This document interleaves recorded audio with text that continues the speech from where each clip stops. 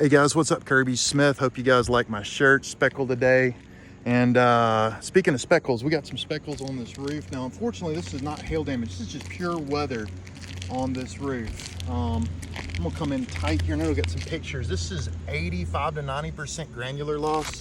You even got some spots like right there where you can see the fiberglass mat.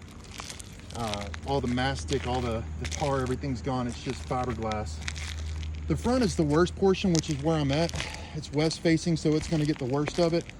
But this roof is in absolutely horrible shape. It is completely done. I'll take a quick step up. Hope I don't slip and slide.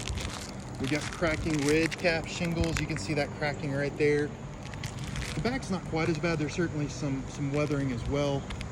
I make note of this on photos and everything. The back is actually misinstalled.